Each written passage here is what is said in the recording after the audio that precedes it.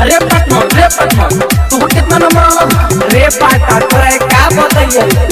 रे मतलब 426 नंबर आ गया हमर तो 440 नंबर आ गया रे हेने ओए तू गाना भैंसी चरावे वाला सब लइका स फर्स्ट नया सोला होय बिहार बोर्ड भैंसी चरावे वाला सब लइका स फर्स्ट नया सोला होय बिहार बोर्ड होय बिहार बोर्ड लागता कि साचो पगलाया होय बिहार बोर्ड लागता कि साचो पगलाया होय बिहार बोर्ड डीजे नीतीश लागता कि साचो पगलाया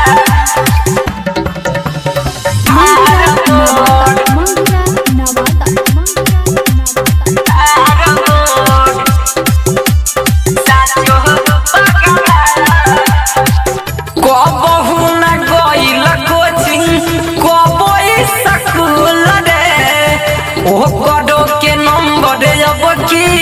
मिलल बकुल रे बात तो सही बा कबहू न गइल कोचिंग कबई स्कूल रे ओ करो के नंबर अब की मिलल बकुल रे बेगसिए वाला भइल न फेल रे घास गढ़े वाला हो गइल रे घास गढ़े वाला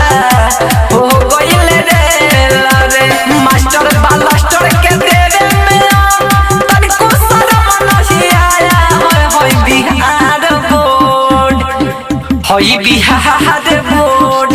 लागता कि साचो पगलाया होय बिहार बोर्ड लागता कि साचो पगलाया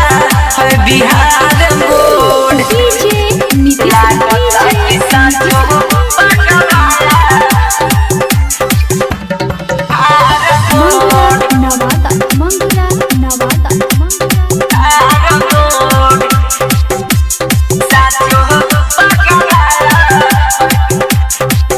नाम हो सब मलस सादे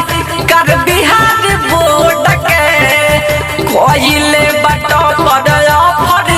बाके लइका रोड के ओकरे रूम पर खोले बा नाम हो सब मलस सादा कर बिहार बोर्ड के कोइले बट पर ऑफर बाके लइका रोड के चुनो अनिल राजू कहे बात बड़ा के चौवर में पढ़ के पास भइल बाटे लड़की चौवर में पढ़ के पास भइल बाटे लड़की रहता खुशपी के गाना के जुस लगा मौका का फायदा उठाया होय बिहार बोर्ड होय बिहार बोर्ड लागता कि साचो पगलाया होय बिहार